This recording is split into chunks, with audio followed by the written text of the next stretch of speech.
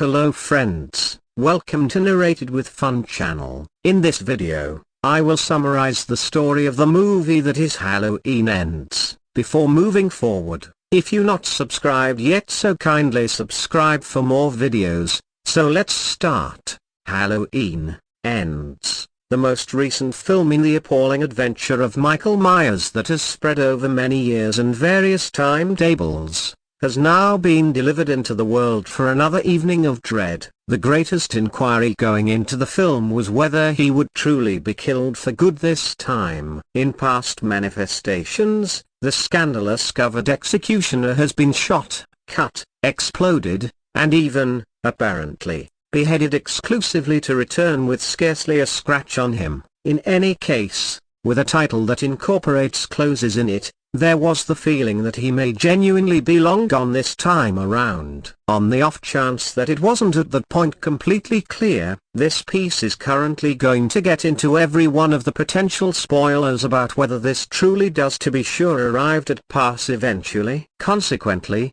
if you haven't proactively seen the film, either return after you've seen it or be ready to get into all the finishing up slaughter of this, apparently, last part. To start with, some foundation about where things stand driving into this most recent film. In the wake of being guaranteed evil would pass on this evening in the earlier failure to fire off a film that was Halloween Kills, Michael had disappeared while as yet leaving everybody unfortunate in the modest community of Haddonfield that he was continuously prowling in the shadows. Laurie Stepped, Jamie Lee Curtis, had gone through years sitting tight for his return after he first went after her a very long time earlier. However, spent most of the past film in a medical clinic while Michael meandered the roads. He wound up ruthlessly killing her girl Karen, Judy Greer, at the film's end minutes. Presently Laurie has assumed the liability of bringing up Karen's girl Allison, Andy Matichak, as both have attempted to fabricate another life liberated from dread. As this is a Halloween film, that isn't something that will endure. Indispensable to this isn't Michael,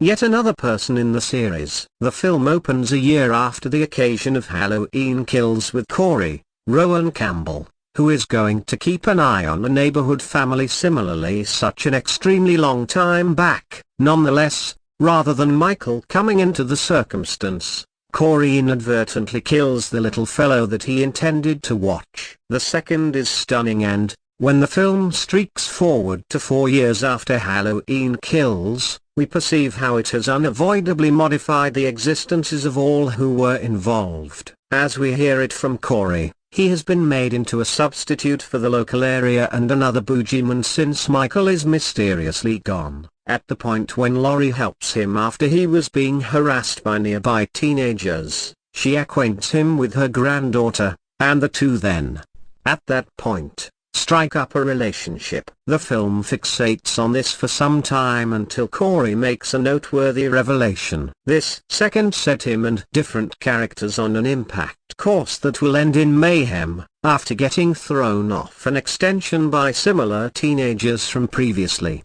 Corey is hauled into an underground passage by, in all honesty, Michael himself.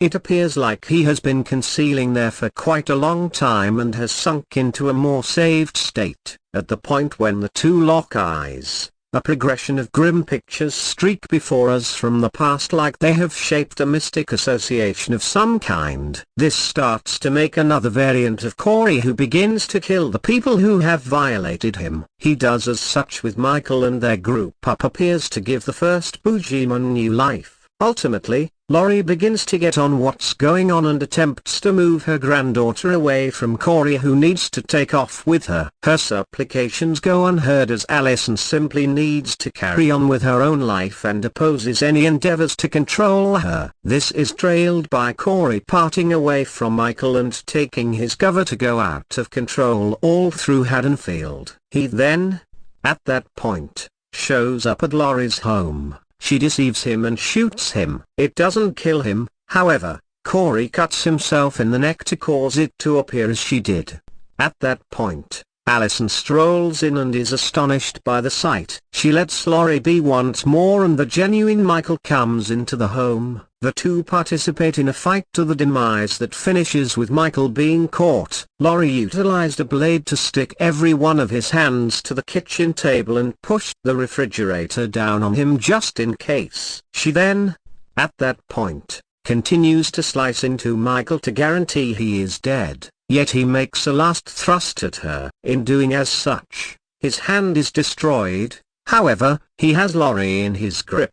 Allison then, at that point, plunges back in and helps her grandma, who guarantees Michael is dead by proceeding to remove them. This is the point at which the end begins to get truly wild and crazy in the most potential startling yet effective way. The police show up and they then structure a vehicle parade with Laurie and Allison, who pass through town with Michael attached to the highest point of their vehicle in a drearily entertaining occasion march. The more they go, the more individuals go along with them as they head to the neighborhood scrapyard with the plan of discarding the executioner for the last time. Woven all through the story was the possibility that Michael, in any event, when missing, had imparted such apprehension locally that demise was essentially all over the place. In this way, in at last disposing of him, the whole town emerges for some kind of ceremonial purifying that guarantees he won't ever return. Playing it safe, they all show up at the scrapyard with the expectation of setting Michael on the right track into a devastating machine commonly utilized for metal. Laurie stands up on top of the machine and, with the group watching on, gets the distinction of pushing her foe in. Michael is then demolished in a wonderfully shocking design, making for the most extensive killing that any of the movies have done to date. He is in a real sense grounded into mush in a matter of seconds. Missing an otherworldly revival, it is impossible that Michael will stroll around at any point shortly. Yet again, obviously, there can constantly be a course of events reset or some kind of story dishonesty to progress forward. The movies have done it oftentimes previously and could unquestionably figure out how to do so once more. Notwithstanding, setting that with or without, for the time being, this finishing is a stupendous one. On a topical level, it settles the still muddled desires of the earlier film about how Michael had kept up with such an iron hold on the local area. In such a conclusive demonstration of obliteration, Halloween Closures strikingly goes where no other film has gone before as far as how it dispatched the executioner at the focal point of the story. It is both an obscurely comedic and therapeutic second that couldn't be more fitting of a finale. As the film then loosens up with Laurie completing the diary she'd been dealing with and Allison venturing out from home, there is a feeling of conclusion that works. It is in these calmer minutes following the venturesome destruction of Michael that shows life can now happen as all have been liberated from his rule of dread. Eventually, Halloween Closures went where no other Halloween film has gone before in victorious style. Halloween Closures is in theaters and I hope you enjoyed well. Thanks for watching. We will meet in the next videos. Stay tuned.